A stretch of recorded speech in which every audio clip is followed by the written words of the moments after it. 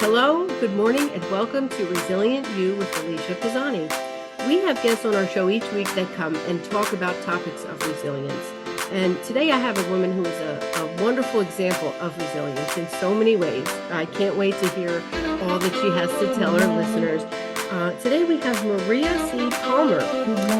Maria, I want to welcome you to the show and just tell our listeners a little bit about how you went from your summer internship in the news and media industry through nonprofit and beyond, and what you're doing today. Absolutely. Thank you so much, Alicia, for having me. I'm really excited to be here. So, we just talked about, my name is Maria C. Palmer, and I am in the nonprofit industry, and I kind of got started in a very interesting roundabout way. So whenever I was at Syracuse, I originally was a broadcast journalism major, and I thought I wanted to be on the news until I really figured out what that meant and realized that I didn't want to do that at all. So I took a summer internship at Mark Advertising Agency in Pittsburgh, Pennsylvania. And I was put there basically as a PR intern. And my beat to get media coverage was for a heating and cooling company. But it was a very unreasonably cold summer in Pittsburgh. So no one wanted to talk air conditioning, and nobody really wanted to talk heating either because it wasn't cold enough for that. So needless to say, I was very unsuccessful at my job. And I went there every day kind of downtrodden and didn't really know what my purpose was until one day the CEO of that company decided that he was going to take on this pet project of his. And he was quite involved with the Leukemia and Lymphoma Society because his older brother had passed away from leukemia before he was born. And so he tasked me and said, Maria, if you could help me get some media coverage for the Light the Night Walk in Pittsburgh, which is the largest fundraiser for the Leukemia and Lymphoma Society, I'd be very grateful. So I thought about it, and, I always think about things in a really creative, kind of out of the box type way. So I didn't want to just write a press release and that would be it. But I always knew that stories and people are very, very important. So I thought that I would highlight not only his story, but I would have the opportunity to highlight some other stories of people that were really touched by the organization. So in partnership with the Leukemia and Lymphoma Fund, I was able to come up with, I think, 5 different stories. And I got to talk to a girl that was a teenager who was going through chemotherapy, and she lost her hair. So she wrote a book about fashion and wigs. And I got to talk to a mother whose toddler twins, one had leukemia and the other was a bone marrow donor, and how that changed their life because the one brother saved the other brother's life. And I got to meet all of these really wonderful people, and I got to tell their stories. And I thought, what is the common theme of this? And to me, it seemed very obvious, and that is life is a gift. So I took each story and I wrapped it up in a pretty little gift box and I sent it to the media. And for all of the unsuccess that I had the entire summer about trying to get coverage, it all paid off because for this particular thing, so much passion was put into it that the media covered it right away. And they thought it was just so interesting to look at these different stories. And what I walked away from that summer was this feeling of purpose and knowing exactly what I wanted to do and that I wanted to feel that way all the time in my job. And I am happy to say that I never lost sight of that feeling from that experience forward. And that's kind of what drew me initially to the nonprofit industry. So it's not always common. I've been a career coach for a number of years, and a lot of people, they either start one way and end up somewhere totally different and end up wanting to go back to what they originally started in, or they aren't really fulfilled by what they chose, and they find their way, or they find their passion later in life. So it's so nice to hear that you found a passion that not only is rewarding and fulfilling to yourself, but also that really makes a difference and impacts the world, especially the world we live in today. Now, tell our listeners a little bit about where you are now. You mentioned that you are with St. Paul's Community Development, and tell our listeners a little bit about that. Sure. So I am the grant writer, and I say Jill of all trades at St. Paul's Community Development Corporation in Paterson, New Jersey. And essentially, we have 5 main programs that really help to give people not a hand out, but a hand up. And what's really important with that is we really believe that, our services kind of bridge the gap for taking people where they are to where they want to go. Mhm. So we do everything from job training and helping to give people skills in the culinary and construction fields and just basic life skills, to giving people shelter. We have an emergency men's shelter that has the capacity for 40 men. And those men, while they're with us, they are either receiving education or they're out looking for jobs and employment. And part of their rent, per se, is going back into the shelter. We have a women living independently program that houses 5 single women without children, and that's actually permanent housing.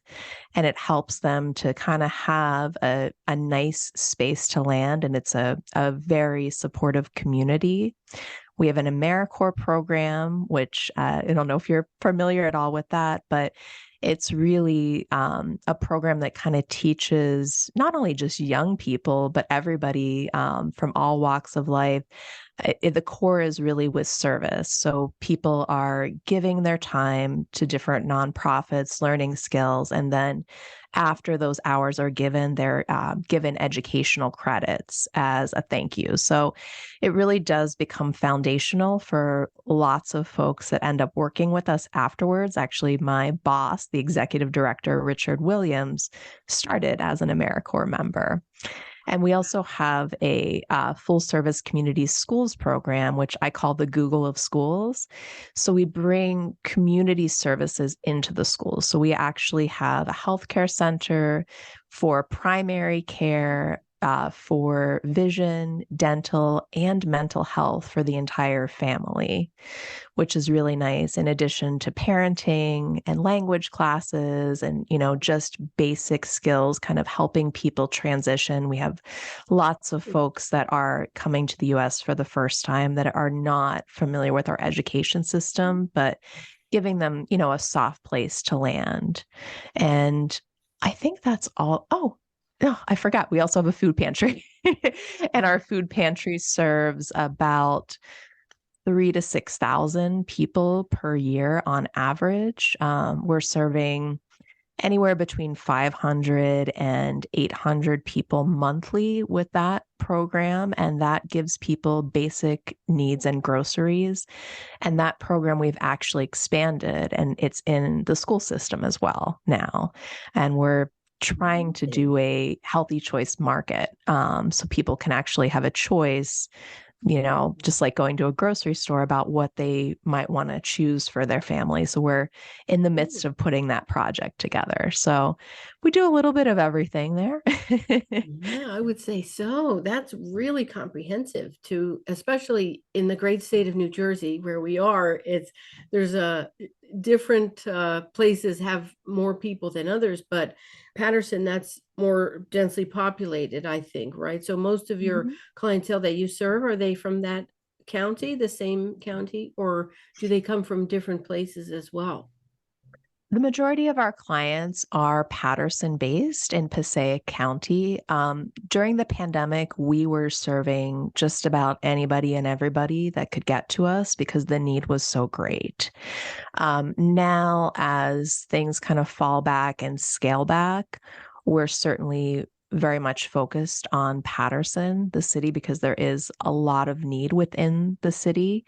Mhm. But are we going to turn somebody away that's really in need? Absolutely not. That's why we're here. And every year we aim to serve and help the people that need it most. And that's really what I love about my job the most, is that we're able to really make that difference and that impact. And, just even very basic things like birthday parties. We give people in their birthday month, we give them an entire kit so that they can make a cake, have birthday plates and napkins and candles, and, to make it very special, because these are Mhm. things, if you're living on or below the poverty line, these are things that you give up, that you really don't have the extra money for. So little things like that to kind of make memories for people and to give them a little bit of hope, and, to also give them a little bit of decency back, because it's very humbling to have to ask for things that you need, especially if they're basic needs. So that's what we try to do every day. And, I wake up every day feeling good about what it is that I'm doing. And I feel very lucky and very blessed that way, because I know that that's not everybody's situation. So I consider myself one of the luckiest people in the world, Mhm. because I'm able to do what I love, and I feel like it's helping other people. Yeah, definitely. That's, one of the things. Now, my show is based on resilience, and everybody has a story. Everyone has been through something. And, the fact that you're coming on and you're telling your story and we're shining a light on these people that have a need to basically have needs met, things that most of us may take for granted. It's just amazing. So we're definitely gonna take that, and listeners, if you're out here and you want to look for any other community partners like this that provide services, if you can volunteer, please take the time and do it. These people, they need shelter, they need food. You can do simple things like donations of food, and as well monetary donations help as well, I'm sure. But again, St. Paul's Community Development Center is here in Paterson, New Jersey. It's a worthwhile cause. But Maria, I want to talk to you about a few other things. So that's Sure. not the only thing you do now either. I No, I do a bunch. yeah, I did some digging, and as a radio journalist, I found out that you have a book that you've published, and I would love to talk a little bit about Maria, not as the adult right now who's firmly Sure. established in her life, but Maria, a younger Maria. Maria, you were the daughter of Joseph Costanzo Jr., who was a postal worker who had the American dream. He wanted to open up one of the best Italian restaurants, and he did that with blind ambition. He opened the Prima Donna restaurant. He was also a radio host and a columnist. He was also an aspiring politician when there was a knock on the door. Hmm. Can you tell us a little bit about that and how, your media experience came in handy? Sure. So I had a very interesting childhood. I grew up during the 80s and 90s, which is dinosaur years now. For my kids, especially, they don't understand. What do you mean you didn't have a computer or a telephone? But, I had the pleasure of growing up almost in this really magical space. My dad had this dream of opening this world-class restaurant in this really small town right outside of Pittsburgh called McKees Rocks, that nobody had ever heard about until the Buffalo Bills. Damar Hamlin had his cardiac arrest in late last year, because he's actually from the same town. Mm. So now it's on the map. But this was not a likely town to have a world-class restaurant. This was a town that really had seen better days. It was at the height of the steel mill age. It was really booming, and it was, one of those places with cobblestone streets and little corner stores. But as the steel mill industry moved out of the town and the jobs went away, the poverty came. And, the parallel between McKees Rocks, Pennsylvania and Paterson, New Jersey is almost uncanny. They're very, very similar in just overall socioeconomic situations, both, quite depressed areas that had really seen really wonderful days, with Paterson during the Silk Age and with McKees Rocks during the Steel Age. But anyways, it was what my parents could afford. And my dad bought a failing business, and it took many years for him to turn it into something, but slowly he was able to. And to see that American dream and to be in the restaurant, playing waitress as I was younger and, serving my stuffed animals, it was just a really magical time. And then, as a teen working alongside of my dad and seeing celebrities come in all the time, it was quite a sight in this little nothing town in McKees Rocks, Pennsylvania, to have people like Danny Aiello and Jamie Lee Curtis and Tommy Lasorda and, different sports announcers and broadcasters. And it was almost a dream. Until one day it wasn't. And, the federal government, whenever I was a junior in college, I was in between jobs, probably the internship that I talked about earlier, and maybe going to work at the restaurant. And I had a knock at my door, and it was the federal government looking for my father. And he nor I did know why they were coming to look for him. And the reality was that his name was mentioned in a federal grand jury investigation. And at the time, there were these mandatory laws that if your name was mentioned during a federal grand jury investigation, the case was automatically a criminal case and not a civil case. And the prosecution rate for the federal government is actually quite high, believe it or not. I think it's in the 99% range. So there was quite a long investigation, but eventually my dad pled guilty to tax evasion charges and served 5 months in a federal prison. And it was at that point that my life really spiraled, because I was really struggling with a lot of challenges and, kind of figuring out, how did this happen? We were the family that everybody admired in the neighborhood. And when we were good people, and we remain great people all throughout this whole thing, but all of a sudden, all of these horrible things were happening to us. And it was hard for somebody that was 20 years old to comprehend. So I moved to California, and I thought by moving 3,000 miles away, I would get away from all of my problems. But, problems have a way of finding where you're going and hopping in your luggage with you. And it was at one of my lowest points, and I was living in California with my then boyfriend, now husband. And I happened to go, my husband had seen that there was a Catholic nun that was doing a speech about an organization that she had founded called Get on the Bus.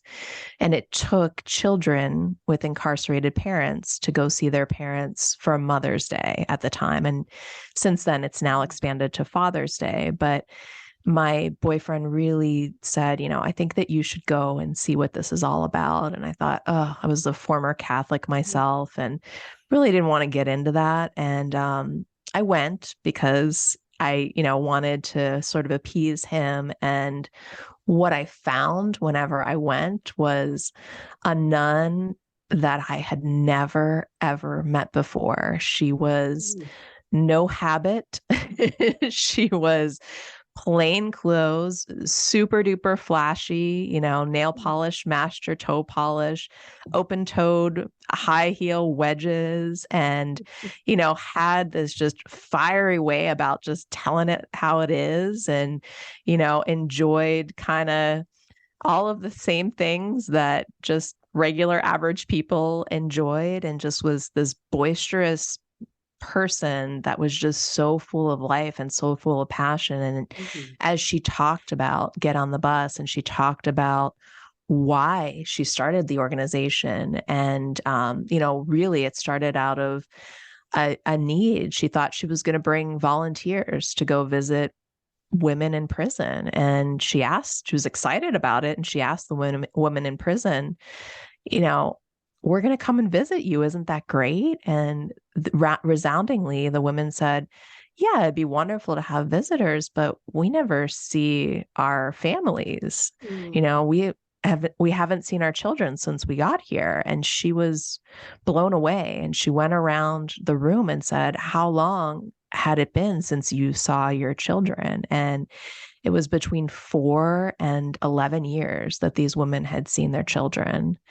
And she knew at that moment that she had to do something. And so Get on the Bus was born. And anyways, after she had presented the program, I came up to her because I was going through, not at all the same thing, because I was lucky enough to, grow up with my dad, and my dad was only going to prison for a very short amount of time. And we had the means to go and visit him and to call him and to do all the things that we needed to do. But I felt a great pull to introduce myself and to see if I could be of service to her at all. And so I started talking on behalf of the organization, because as she said, she could put me in Beverly Hills and people would, be able to relate to me, or she could put me in South Central.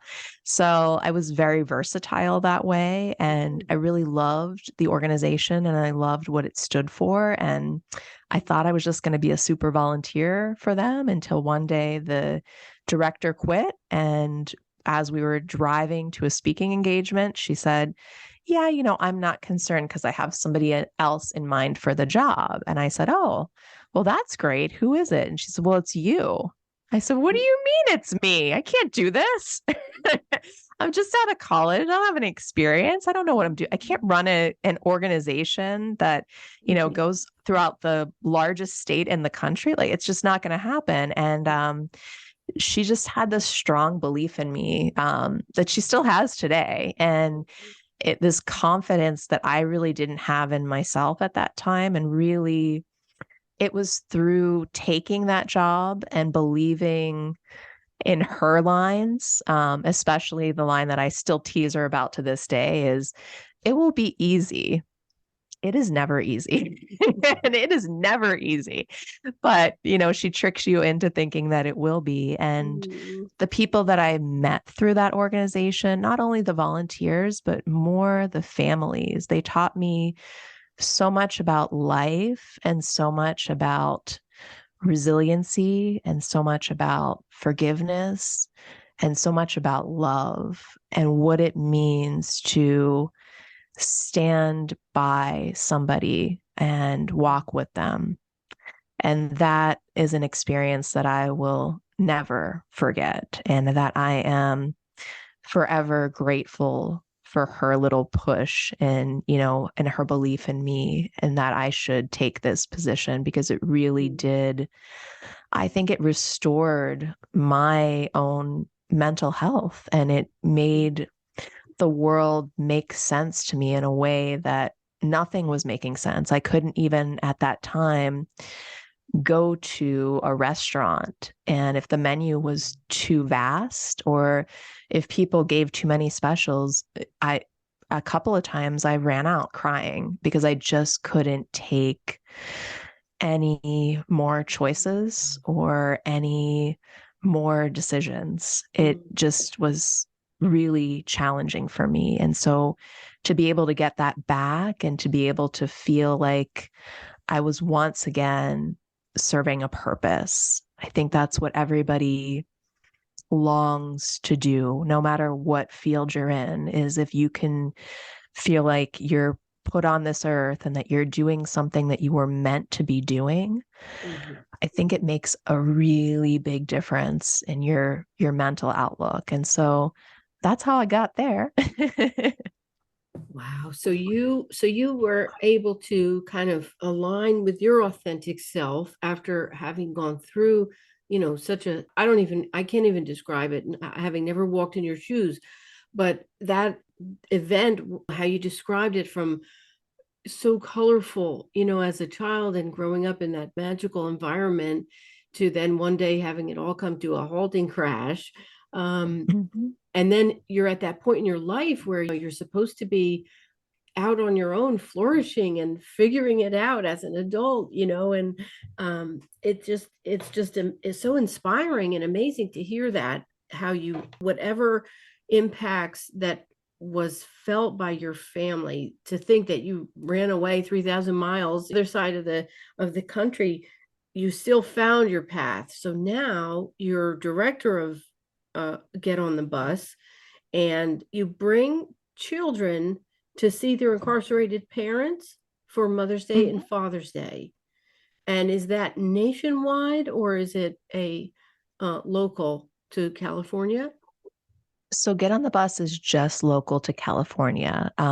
They had expanded for a while, and I'm not sure if they're doing it anymore, because once I moved back to the East Coast and moved back to New Jersey, clearly I'm no longer employed with them, even though I keep in touch and consider them friends of mine. Mhm. But for a short time, they were doing a couple of prisons in Arizona and, surrounding areas, some of the really challenging prisons to get to for people and providing transportation there. But it is mostly just California based. Now, there's always exceptions to that rule.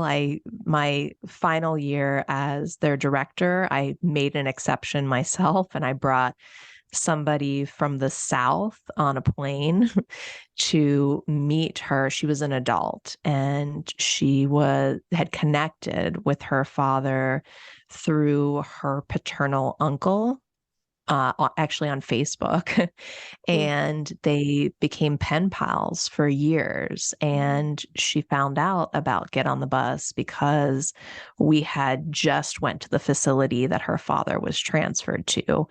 And so she begged me at the kind of the last minute, if she would be able to participate. And really, my gut was to say no. But whenever I met her and I heard her story and how much she had in common with this father that was largely absent from her life, and how they had reunited through letters and poetry and prayers and just, overall fellowship, I couldn't say no. And it was one of the most beautiful reunions I've ever been part of. And, just to see she was able to bring her children as well. So not only did she get to meet her dad, but her children got to meet their grandfather for the first time. And it was absolutely just a magical moment. And it really became not only the story of the year, but just a story that it's so many years later and I'm still thinking about it. It really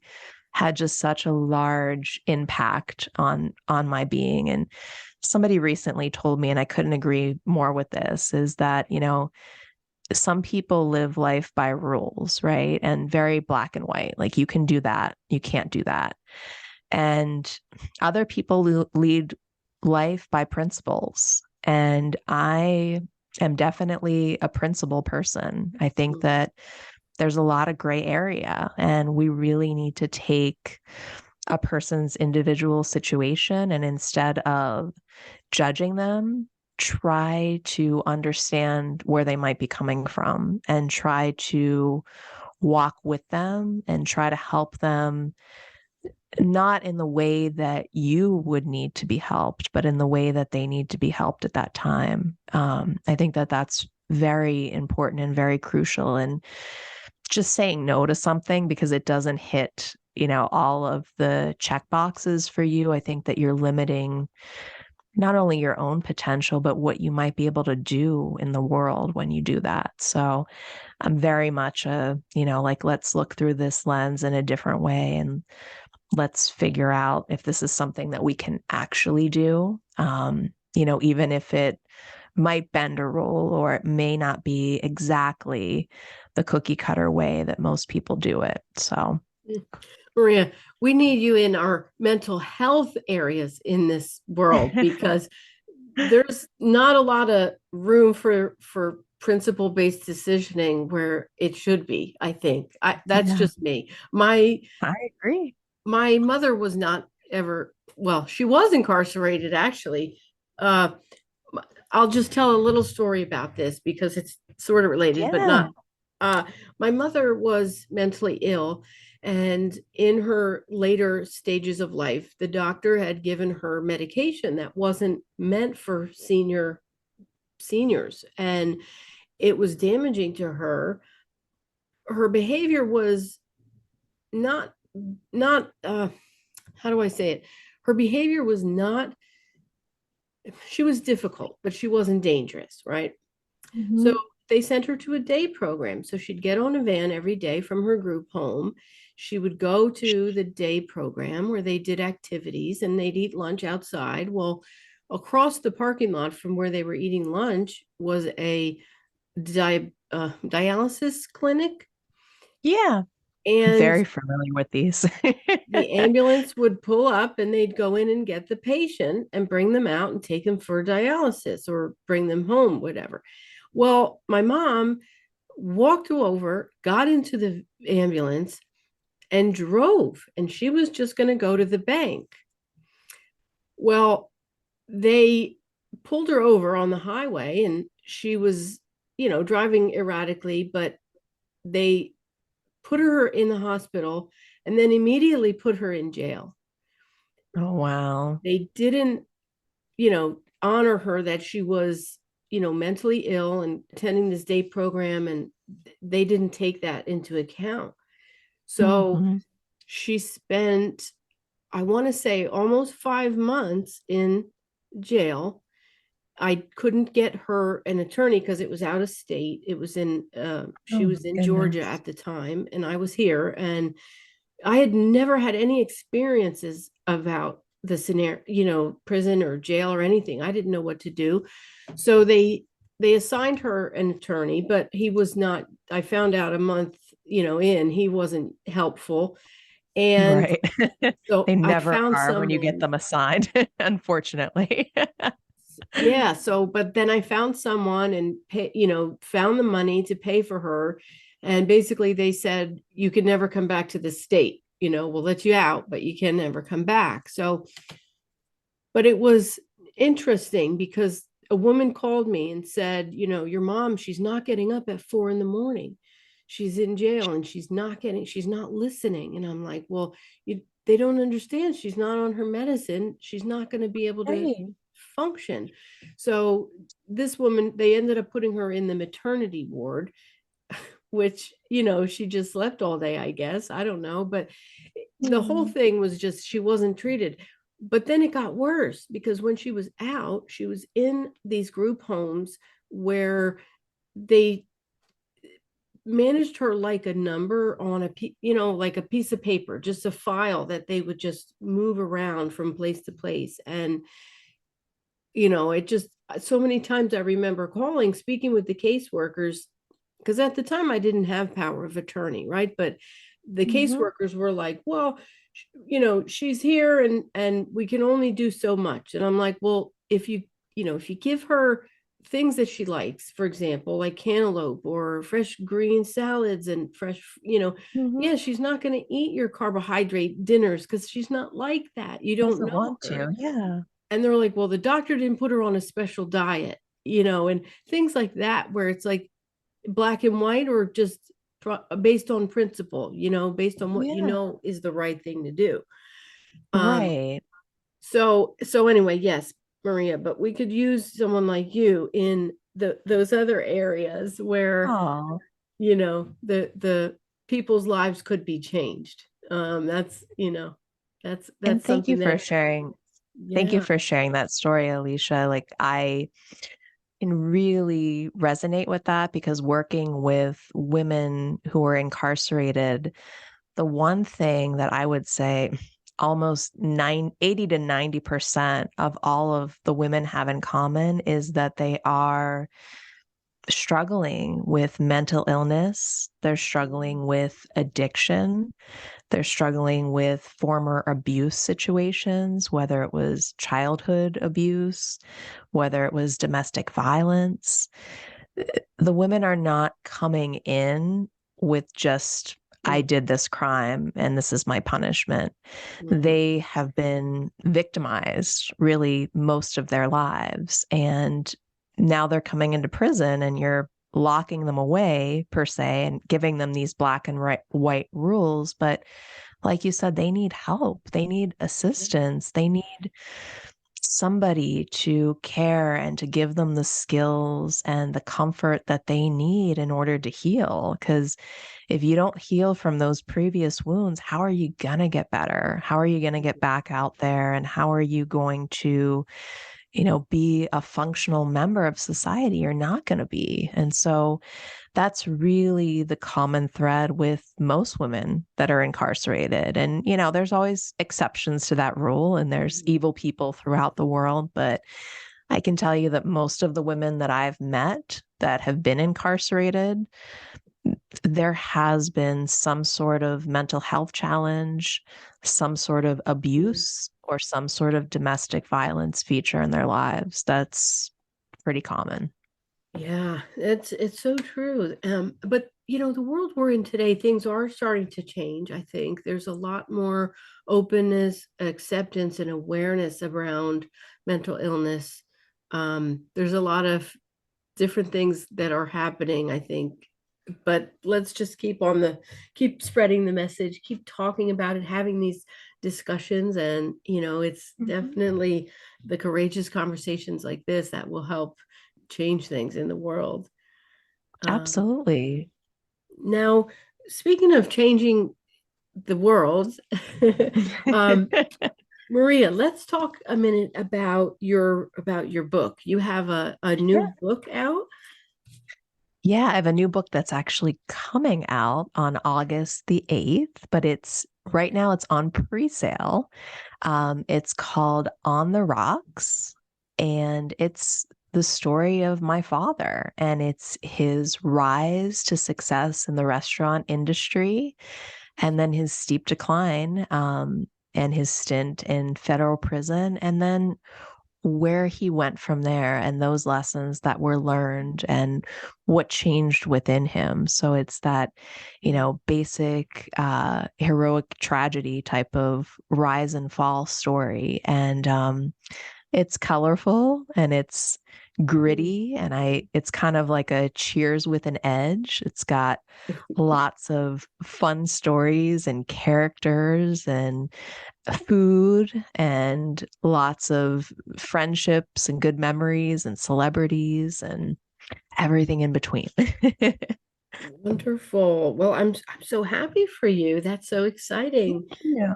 We'll Thank you. have to have you on the show again once the book comes out. Sure. You can do a show on that. That'd be wonderful. Now tell me, will we learn things in there about your family, like how your family was affected during that time when he was first convicted, or is it not so You do much? learn a you do learn a little bit about it. So the book is actually written from his perspective, but myself and my former AP English teacher are co-authors on the book. Mhm. So we're two females that become a male for the Okay. goodness of the book. So it definitely is a piece of the story. The small little story that I told you about how I answered the door for the federal government, that's clearly inside of the book, but Mhm. it's all from his perspective. So it's what happened, how he kind of came to terms with things, how he told people, what all of this meant to him, because the restaurant was like his third child. It was the son that he never had. And to lose that and to lose it at the height of everything going right for him. He had just received the Dorona Award, which at the time was like the James Beard Award because there was no James Beard Award for restaurateurs at the time. So it was the Distinguished International Restaurant Association of North America Award. And it's very, very few restaurants have that. He was also named as one of America's top 10 Italian restaurants and one of America's top 10 restaurateurs by the International Restaurant and Hospitality Rating Bureau. So he was really at the top of his game whenever everything kind of spiraled out of control. And I think that's what makes this story so rich too, is that he really did the impossible. He took this nothing failing business and turned it into this diamond in the rough. And then it all got pulled away just as fast as it rose, it fell. And I think that, the greatest lesson learned from the story is not the tangible things that we have in our lives, but the people and the support system that we have around us. It makes a big difference. And, my dad always says that we can get through anything. Persistence under pressure, he always says. And we have been able to endure and to weather many storms, and we've come out stronger and more loving and more supportive. And, we've learned from all of this and we've endured. And, that's something that nobody can take away. And that's something that I love about the beauty of this story. And I hope that people get that as they read it and that they feel inspired, and that at the end, if you don't cry, I would be surprised, because it does end in a way where you just feel so emotionally attached to the narrator and, the journey that you've been on and the lessons that you've learned. And it's a powerful way to end, I think. So I'll leave it at that. Good. Well, don't give the ending away. We want to make sure our listeners will read the book. So if you're listening, it's On the Rocks. It's due out August 8th, but it is available for pre-sale. Maria, where can they find that? Absolutely. So you can either go to my website, which is mariacpalmer.com, or I am actually in partnership with the Heinz History Center in Pittsburgh, which is a Smithsonian Museum affiliate. And they're actually reselling it right now for me. So you can go to the Heinz History Book Center bookstore website, and they have it on pre-sale, but you can hit my link and it takes you right there through my website too. Wonderful. All right, so you've heard it here first. You can get her book, On the Rocks. It's colorful, gritty, it's cheers with an edge, and you're going to cry at the end. So there's no reason not to pick this up. So On the Rocks, again, by Maria C. Palmer.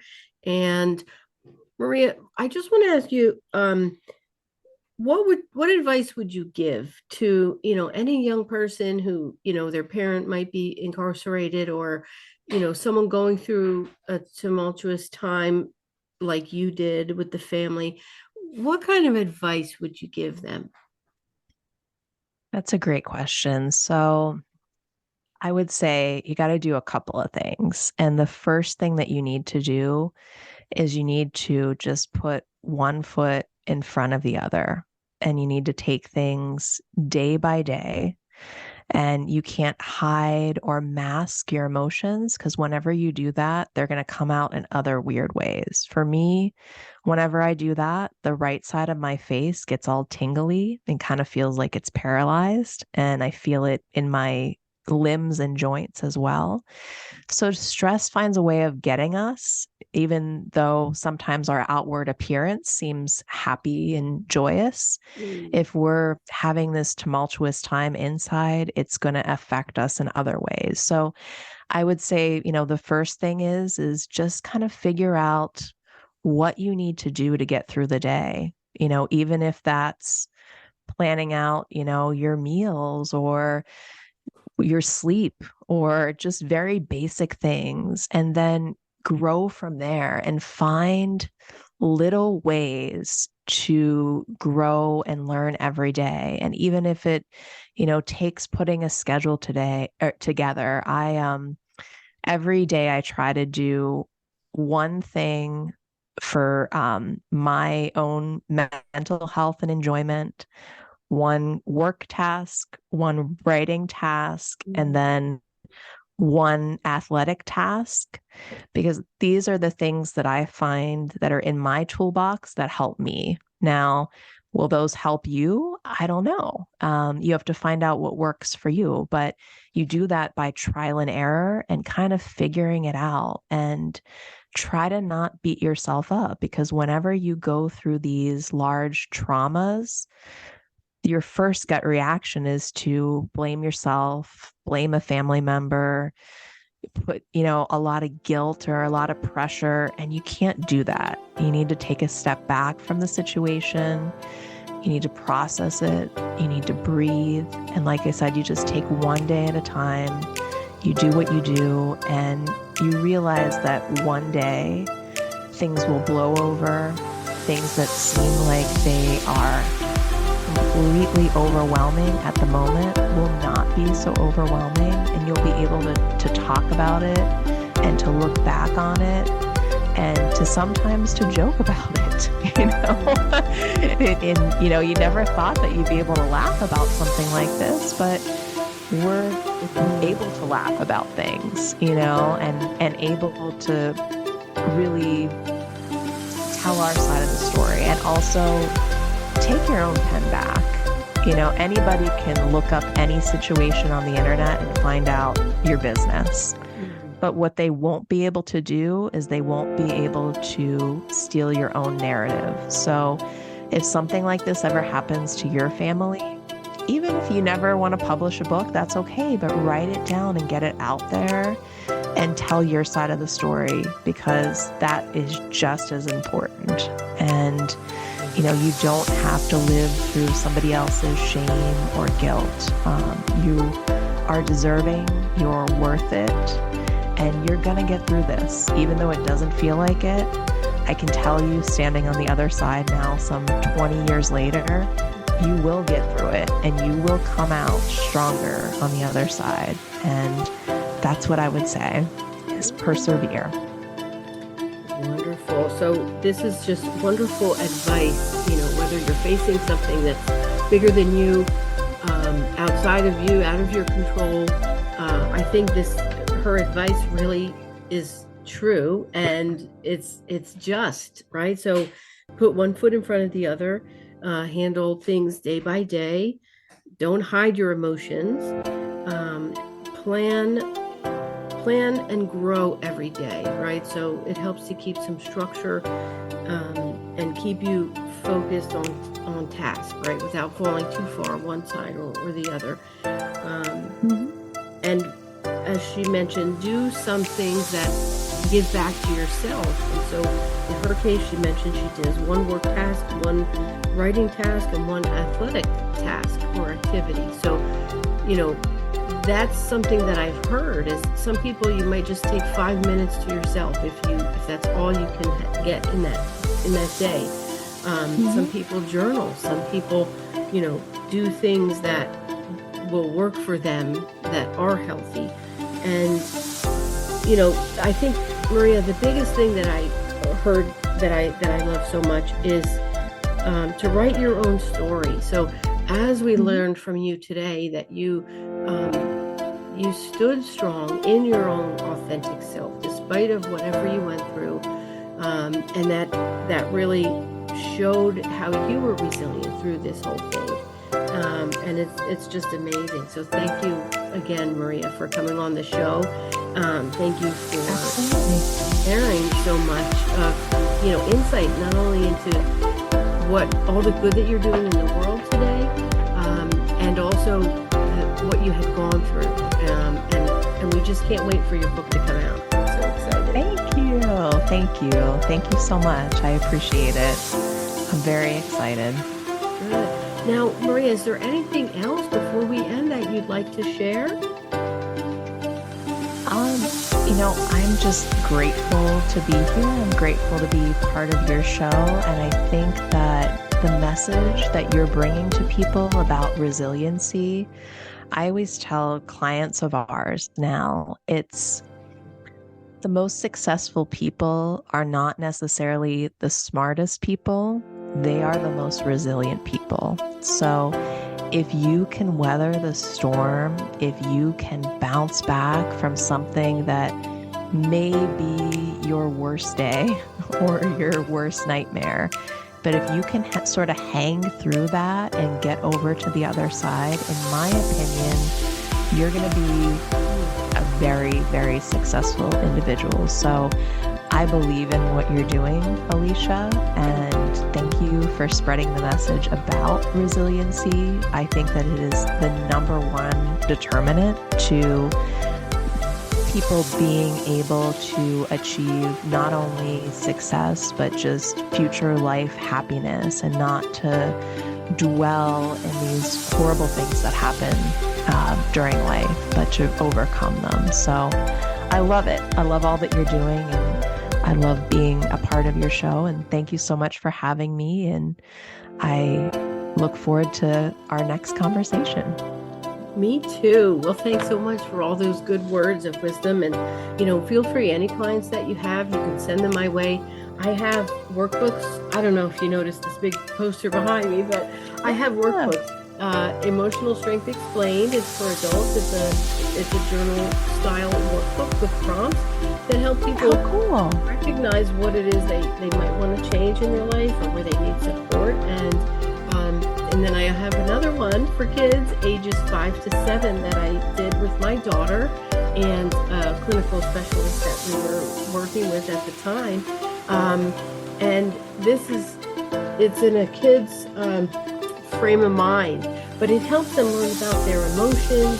It helps them also, understand what reactions they might be having at such a young age. It's meant for parents or caregivers to use with the kids as well. So, I love it. Yeah, and the third one in the series is coming out for the tween age group. So that should be interesting when does that come out? Because I would like to purchase that. Oh yeah. Well, I have a 7 and a 9-year-old, and I think that the 9-year-old could definitely benefit, and probably the 7-year-old. But I would like to purchase that, please. Okay. All right. Well, you can go on my website, aliciapozony.com, and find those. So that book, I'm waiting on a couple of changes, and then it should be. I'm hoping in the next month or so it's ready. It's just waiting on a few changes. So another month. All right. So, but I can purchase it now, and then you'll just send it to me whenever it's available. I don't have it listed out for pre-sale yet, but I can let you know when it's out there. Okay. Yeah. Can you put it? Because I need my youngest will be 8, and my oldest is going to be 10. So I think I'm too young, right, for that 5 to 7. My little one is very mature. Yes. The one is, I've had some 8-year-olds use it, but a lot of it is